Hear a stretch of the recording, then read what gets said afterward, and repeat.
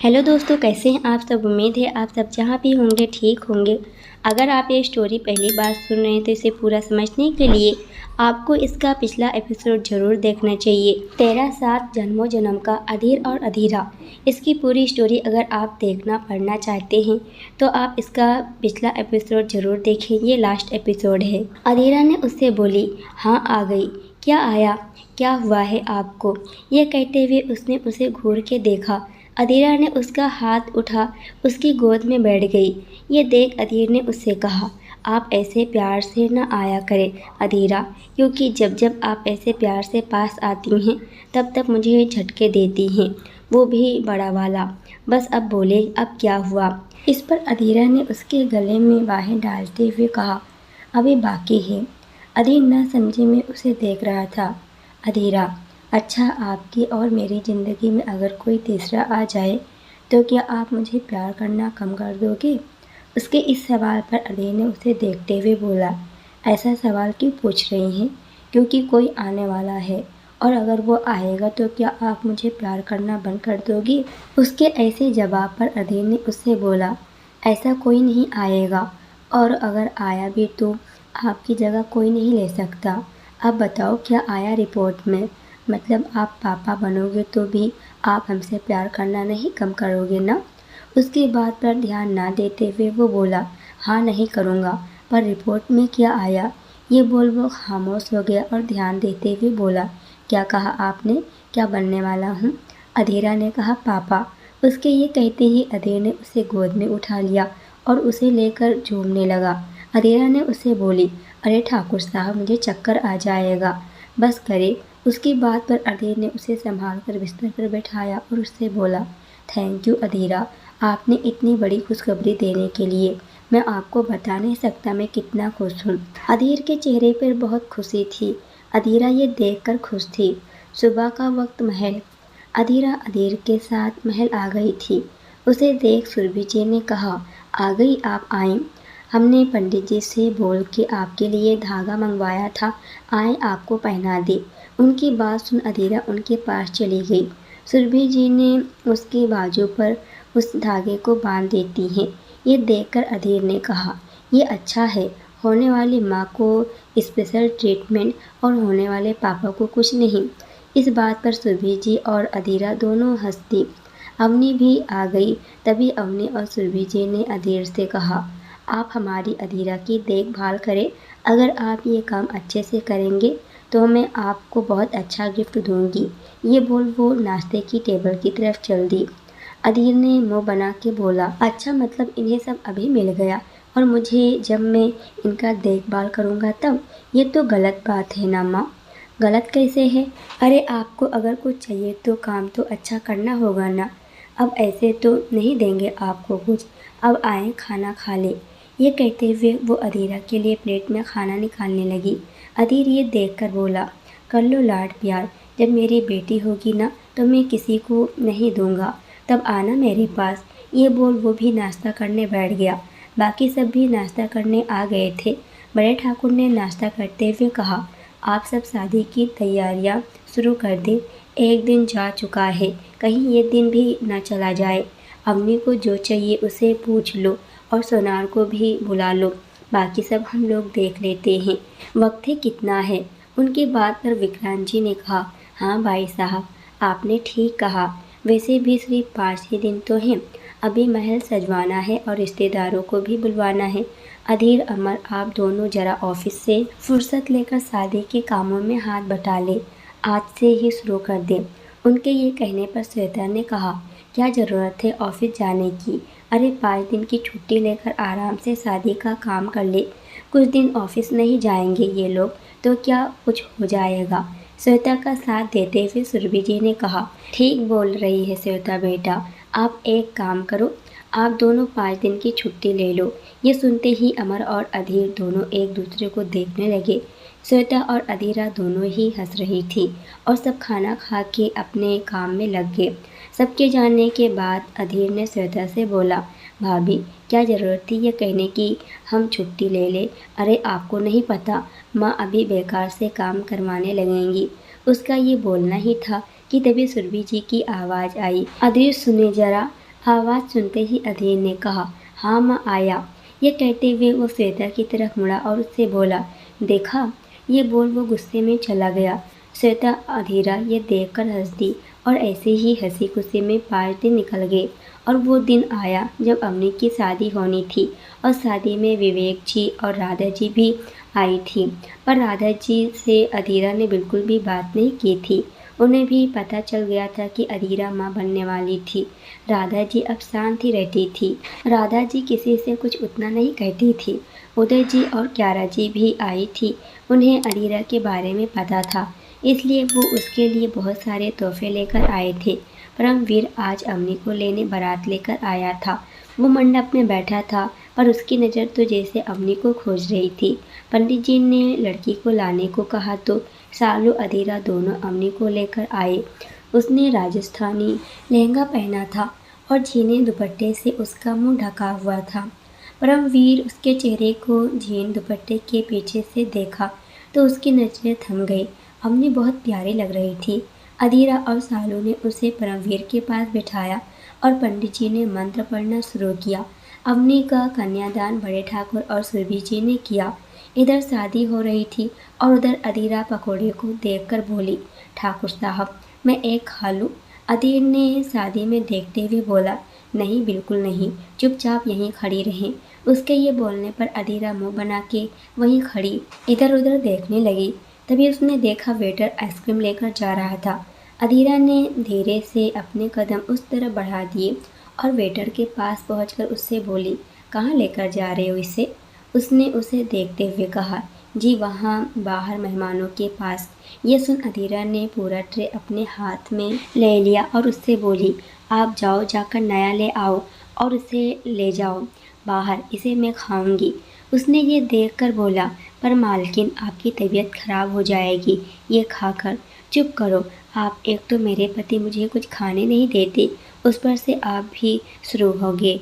ये कहते हुए वो जैसे एक चम्मच भर के आइसक्रीम मुंह में डालने वाली थी कि तभी उसका हाथ पकड़ अधीर ने उसके हाथ से चम्मच लेकर अपने मुंह में डाल लिया और अधीरा मुंह बना के उसे देखने लगी।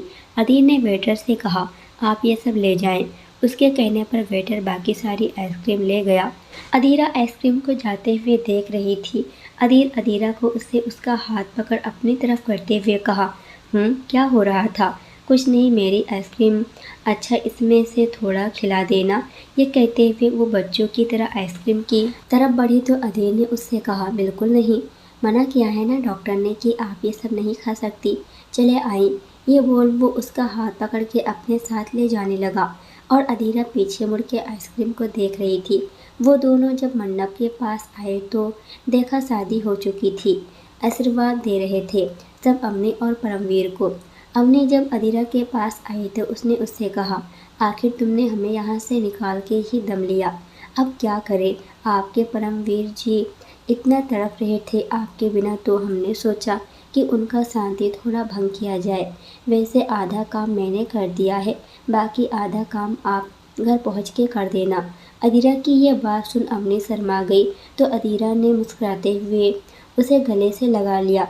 अधीरा ने परमवीर की तरफ देखकर बोली, और आप डॉक्टर साहब, अगर मेरी दीदी को कोई तकलीफ़ हुई तो मैं आपकी सर्जरी करने आपके ही हॉस्पिटल में आऊँगी, तो थोड़ा संभल के। इनके आंखों में एक आंसू न आए। उसने ऐसे कहा तो परमवीर ने उसे बोला, ये बता रही हो या डरा रही हो तुम? यार अब मैं दामाद हो गया हूँ तो थोड़ा तो रिस्पेक्ट दे दूँ। अभी भी ऐसे धमका रहे हैं आप सब तुम। उसकी इस बात पर सब हंस दिए। अवनी की विदाई की और उसे परमवीर के साथ बहुत अच्छे से विदा किया गया। रात का वक्त, परमवीर का घर। अवनी कई सालों बाद एक बार फिर उस घर में आई थी जहाँ वो बचपन में आया करती थी और कई सारी बचपन की यादें उसके इस घर में थी। परमवीर को परेशान करना, उसके साथ खेलना और पढ़ाई करना। वो बालकनी के दरवाजे पर खड़ी ये सब सोचे जा रही थी। उसने अपना घूंघट हटाया और कमरे को ध्यान से देखने लगी। उसने देखा उसकी तस्वीर हर जगह थी। इस कमरे में उसके बचपन की तस्वीर भी थी। यहाँ पर वो सब देख ही रही थी कि तभी परमवीर ने उसे अंदर आकर कहा, क्या देख रही हैं? उसकी आवाज़ सुनकर अवनी ने उससे बोली, कुछ नहीं, आपका कमरा। इस पर परमवीर ने कहा, मेरा नहीं हमारा, क्योंकि अब आपका मेरी ज़िंदगी और मेरी हर चीज़ों पर बराबर का अधिकार है और आप पर सिर्फ मेरा है। ये कहते हुए उसने उसे बाहों में ले लिया। अवनी उसके बाहों में नजरें झुकाए खड़ी थी। परमवीर ने उसे देखते हुए कहा, जानती हैं, आपका इंतज़ार हमने बहुत किया है। 1 मिनट आपको कुछ देना है। ये कहते हुए वो उससे दूर हुआ और उसने अपनी अलमारी खोली तो उसमें इतने सारे पैक्ड गिफ्ट रखे थे, जिसे देख अवनी हैरान हो गई। उसने उसे बोली, ये सब क्या है? उसके ये पूछने पर परमवीर ने कहा, ये उस वक्त से रखा है जब से मैंने आपसे आपके जन्मदिन के सारे तोहफे मैंने खरीद के रखा था कि जब आपसे मिलूँगा तो आपको दूंगा। आज आप मिली भी और मेरी भी हो गई, इसलिए सोचा मुँह दिखाई में यही दे दूँ। ये सुन अवनी की आंखों में आंसू आ गए और वो भाग के उसके गले से लग गई। पर परमवीर ने उसके सर को सहलाते हुए कहा, मुझे आपके अलावा कभी कोई पसंद ही नहीं आया। जिस भी लड़कियों को देखता आपको ही खोजता, पर जानता था कि आप तो एक ही हैं, सबसे अलग, और आपके अलावा दूसरा आप जैसा मिलना मुश्किल ही नहीं नामुमकिन है। इसलिए कोशिश छोड़ दिया और आपसे मोहब्बत करने लगा और आज देखे आप मेरे पास मेरी बाहों में ही। ये कहते हुए उसने अवनी के चेहरे को पकड़ा और उसकी आंखों से बहते हुए आंसू को अपने ओठों से छूने लगा। अवनी उसे दूर होने लगी तो परमवीर ने उसे पास लाकर बोला, इतने साल दूर थी, आप क्या अब भी रहना चाहती हैं? उसके ये कहने पर अवनी उसकी बाहों में सिमट गई। आज दोनों को उनकी मोहब्बत मिल गई थी और दोनों के ही दिल में सुकून भी था। इधर दूसरी तरफ महल में विवेक जी ने अवनी की विदाई के बाद वापस जाने का कहा तो बड़े ठाकुर ने उनसे कहा, आज रुक जाएं विवेक जी, कल चले जाना। विवेक जी ने उनसे कहा, नहीं ठाकुर साहब, आज ही जाना होगा, कुछ काम है, और वैसे भी अपनी बेटियों से मिलने आता रहूँगा, पर अभी जाने दें। उनके ऐसा कहने पर सब मान गए। राधा जी के साथ विवेक जी भी वापस चले गए। अधीरा जब वापस अपने कमरे में आई तो उसने देखा बिस्तर पर एक बॉक्स रखा था। उसने उसे खोल के देखा तो उसमें बच्चे के कपड़े थे और एक लेटर। उसने उसे खोल के देखा तो राधा जी ने उसके लिए लिखा था ये सब। उसने लेटर पढ़ा तो उसमें लिखा था, अधीरा, मैं जानती हूँ मेरी गलती बहुत बड़ी है, या कहूँ कि गुनाह है ये, पर हो सके तो कभी माफ़ कर देना। मैंने तुम्हारे साथ और दीदी के साथ बहुत गलत किया। जानती हूँ अब माफ़ी मांगने से वो वापस नहीं आ सकती, पर हो सके तो माफ़ कर देना मेरी बच्ची मुझे, और ये तोहफ़ा मेरी तरफ से आपके बच्चे के लिए। अगर ठीक लगे तो कभी उसे पहना देना। अधीरा की आंखों में आंसू थे। अधीर जब कमरे में आया तो उसने देखा अधीरा रो रही थी। अधीर उसके पास आकर उससे बोला, अधी क्या हुआ? आप ठीक हो ना? कहीं दर्द हो रहा है क्या? उसके पूछने पर अधीरा ने उस लेटर को अधीर को देती है। उसने पढ़ा तो वो अधीरा को पकड़ के बोला, शांत हो जाओ अधीरा। आखिर उन्हें भी अपनी गलती का एहसास हो गया, पर मैं आपको किसी चीज़ के लिए फोर्स नहीं करूँगा। अगर आपको लगता है कि माफ़ करना चाहिए तो करें, वरना कोई ज़रूरत नहीं है। आप जो भी फैसला लेंगी मैं आपके साथ हूँ। चले चले अब चुप हो जाएं। आज आपने आराम भी कहाँ किया है, जाएं और सो जाएं। ये बोलते हुए उसने उसे सुला दिया और उसे कंबल उड़ा दिया। वक्त ऐसे ही बीत गए। अधीरा का आखिरी महीना लगा था, पर इन 9 महीनों में अधीर ने 9 जन्म ले लिया था अधीरा के लिए। अधीरा उसे इतना परेशान करती थी कि पूछो मत, और सबसे खूब डांट भी खिलवाई थी। अधीर उसके लिए जो लाता वो अधीरा को पसंद नहीं आता, और इस पर अधीरा को गुस्सा भी बहुत आता था, जिसे संभाल पाना अधीर के लिए बस की बात नहीं थी। और तब सुरभि जी उसे शांत करती। महल में रहती थी अधीरा, अब क्योंकि घर में अकेले उसे सुरभि जी ने रहने से मना कर दिया था। और जब सुरभि जी को ये पता चला था कि अधीरा जुड़वा बच्चों को जन्म देने वाली है, तब से उनकी खुशी दुगनी हो चुकी थी, इसलिए वो उसका ख्याल बहुत रखती थी। अधीरा कमरे में बैठी थी, उसके चेहरे से लग रहा था वो गुस्से में थी। उसने सामने खड़े अधीर को घूर के देखते हुए बोली, मैंने आपको क्या लाने को कहा था? अधीर ने डरते हुए भैया की बिल्ली की तरह बोला, अरे आपने ही तो कहा था कि आपको संतरे खाना है, मैं लेकर तो आया, और पता है कितनी मुश्किल से इस वक्त ये मिला है, फिर भी मैं लेकर आया।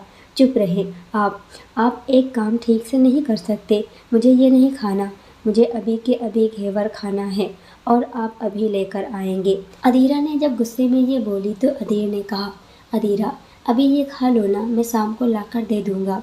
नहीं, मुझे अभी का अभी खाना है, अभी और इसी वक्त लेकर आओ आप बस। अधीर उसकी जिद देख गुस्से में उससे बोला, चुप एकदम, तब से देख रहा हूँ, तंग कर दिया है आपने मुझे। अब बस बहुत हुआ, जो लाया हूँ उसे खा लो, नहीं तो मैं तुम्हें छोड़ूंगा नहीं।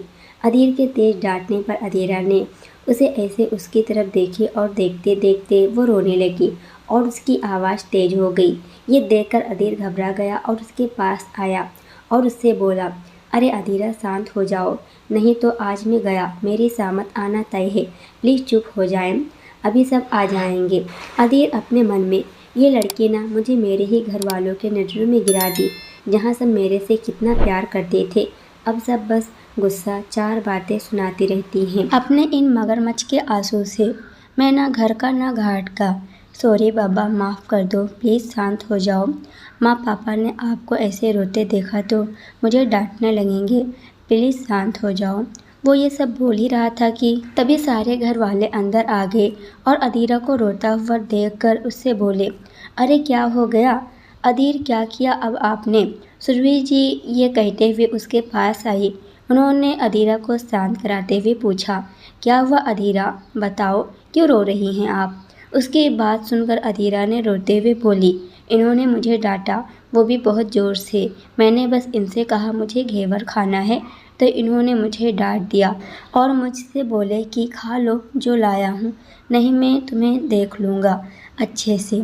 उसके ये कहते ही बड़े ठाकुर ने कहा, क्यों अधीर, ये क्या हरकत है, क्यों डांटा आपने इसे? पता है ना कि उसे अभी शांत रखना है, खुश रखना है, पर फिर भी आपने उसे डांटा। माफ़ी मांगे अभी के अभी। बेचारा अधीर अब क्या करे? अधीर ने कहा, अरे पापा मैंने तो बस चुप एकदम माफ़ी मांगे। बड़े ठाकुर के डांटने पर अधीर ने मुंह बना के अधीरा से माफ़ी मांग लिया। सुरभि जी अधीरा से बोली, अच्छा अब आप शांत हो जाओ, मैं हूँ ना, अभी आपके लिए घेवर बना के लाते हैं, आप शांत हो जाओ। यह कहते हुए वो उसके आंसू पोंछने लगी। अधीर अधीरा को घूर के देखे जा रहा था। शाम का वक्त, महल, सब अधीरा के पास बैठे बातें कर रहे थे। तभी अधीरा को लगा जैसे उसे दर्द शुरू हो गया, पर उसने सोचा कि अभी ठीक हो जाएगा, नॉर्मल हो जाएगा। दर्द बढ़ता ही जा रहा था, पर उसको जब उससे बर्दाश्त नहीं हुआ तो वो चीख पड़ी। सबने जब ये देखा तो घबरा गए। अमर से गाड़ी निकालने को कहा सुरभि जी ने। अमर ने जाकर गाड़ी निकाली और अधीर ने अधीरा को अपने बाहों में उठाया और उसे लेकर बाहर आया। सब अधीरा को लेकर हॉस्पिटल पहुँचे।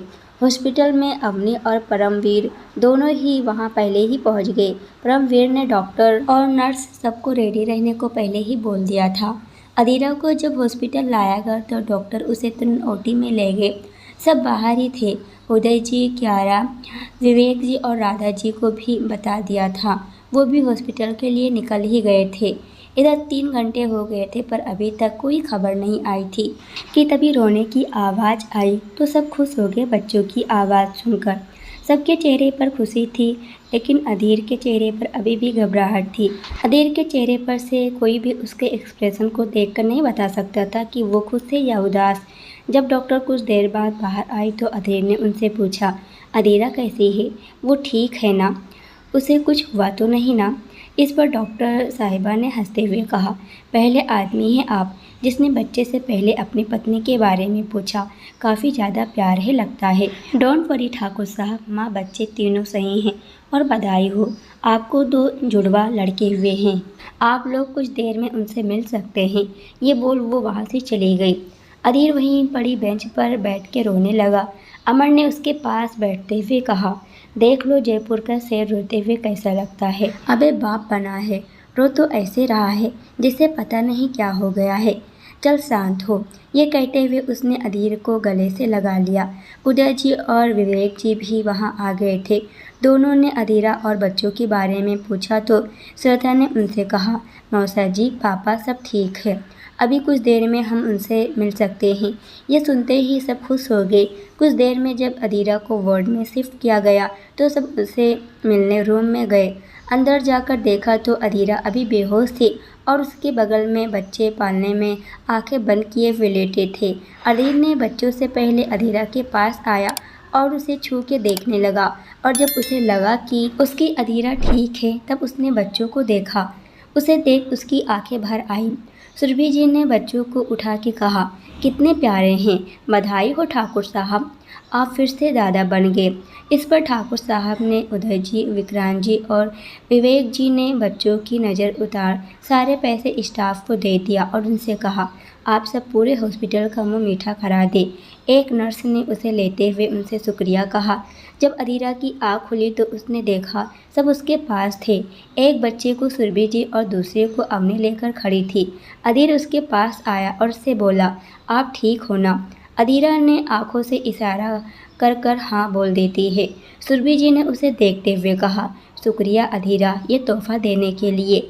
ये कहते हुए उसने बच्चे को उसके बगल में लेटा दिया। अधीरा ने बच्चे को देखकर उसे बहुत हल्की हाथों से छुआ। उसकी आंखें भी नम थी। जब दूसरे बच्चे को उसके पास लाकर अवनी लेटाने लगी तो अधीरा ने उससे बोली, दीदी ये आपकी गोद में ही अच्छा लगता है, इसलिए इसे आप ही अपने पास रखें। उसकी बात पर सब उसे हैरानी से देखने लगे। अवनी उससे बोली, क्या बोल रही हो अधीरा, मैं कुछ समझी नहीं। अधीरा अधीर की तरफ देखकर मुस्कुरा देती तो अधीर ने कहा, वो ये कहना चाह रही हैं दीदी कि ये बच्चा आपका है, आप इसकी माँ है। हमने और अधीरा ने यह फैसला किया था कि हमारा एक एक बच्चा आपका होगा और इसलिए इस बच्चे पर आपका अधिकार है। आप इसकी माँ हैं। वैसे भी मैं 3 बच्चे नहीं झेल सकता, फ़िलहाल 2 ही बच्चे संभाल लो वही बहुत है, इसलिए तीसरा आप रखो। उसके ये कहने पर अवनी ने परमवीर की तरफ देखी। सबकी आंखों में आंसू थे। अवनी ने अधीरा से कहा, पर मैं इसे कैसे रख सकती हूँ? अधीरा, ये तो क्यों नहीं रख सकती दीदी? आपने भी तो इस बच्चे का वैसे ही इंतज़ार किया जैसे मैंने किया है। आपकी आंखों में भी मैंने प्यार देखा है इस बच्चे के लिए जो एक माँ की आंखों में होता है, तो इसलिए ये आपका हुआ। यह आपके इंतज़ार का फल है। इसे आपसे कभी कोई अलग नहीं करेगा। संभालो इस शैतान को अब आप। उसके ये बोलते ही अवनी उस बच्चे को अपने सीने से लगा लेती है। अधीरा ने अवनी की खाली गोद को भी भर देती है। उसने उसकी ज़िंदगी प्यार और उसकी खाली ज़िंदगी में बच्चे की कमी को भी पूरा कर दी थी। उसने देखा सब हैं, वहाँ पर राधा जी नहीं हैं। उसने तो अपने मौसा जी से पूछी, मौसा जी मासी जी कहाँ, आई नहीं हैं क्या? इस पर विवेक जी ने कहा, आई हैं, बाहर खड़ी हैं, उन्हें बुला दे। उसके कहने पर विवेक जी गए और राधा जी को अपने साथ अंदर ले आए। उसे देखकर अधीरा ने कहा, सबने मेरे बच्चे को आशीर्वाद दिया पर आपने नहीं, क्यों? क्या आप इसे नाराज़ हैं क्या? चलिए लीजिए इसे गोद में और आशीर्वाद दिए। उसके ये कहने पर राधा जी ने नम आंखों से उसे देखा। इस पर सुरभि जी ने बच्चे को राधा जी की गोद में दे दिया, जिसे लेकर वो अधीरा से बोली, सॉरी बेटा, मुझसे बहुत बड़ा गुनाह हो गया, मुझे माफ़ कर दो मासी, जो हुआ वो मेरी किस्मत था। अब मैं बस ये चाहती हूँ कि मेरी जैसी किस्मत किसी की ना हो और कोई भी ऐसा किसी के साथ ना करे। और अब तो सब ठीक हो गया, तो ये सब बातें छोड़े। बहुत मुश्किल से तो मुझे सब मिला है, मैं बस जीना चाहती हूँ सबके साथ। ये कहते हुए उसने अधीर का इन खुशियों में हाथ कस के पकड़ लिया। अधीर ने भी उसे देख स्माइल कर दिया, पर अब सब ठीक हो चुका है। अधीरा की ज़िंदगी में अब कोई ताने और दाग नहीं था। उसकी ज़िंदगी अब खुशियों से भर चुकी थी। अधीर ने उसे वो सब दिया जो उसने सोचा भी नहीं था। अधीरा की ज़िंदगी में अधीर सिर्फ प्यार नहीं, सुकून बन के आया था, जो उसके साथ कभी नहीं छोड़ना चाहता था, क्योंकि अधीर के लिए अधीरा उसकी पहली मोहब्बत थी। अधीरा वो तो जो खड़ूस और पत्थर दिल जैसे इंसान को उसकी प्यार, उसकी बातें सब उससे बदल दी थी, जिससे अधीर को सुकून मिला था। Happy ending. Thank you so much इतना प्यार और सपोर्ट करने के लिए। कमेंट करके ज़रूर बताइएगा कि आपको यह स्टोरी कैसी लगी। उम्मीद करती हूँ कि आप सभी ने जैसे मेरे बाकी सभी स्टोरी को इतना सारा प्यार और इतना सारा सपोर्ट किया है, आगे भी ऐसे ही करते रहेंगे। पूरा वीडियो देखने के लिए आप सभी का बहुत बहुत धन्यवाद।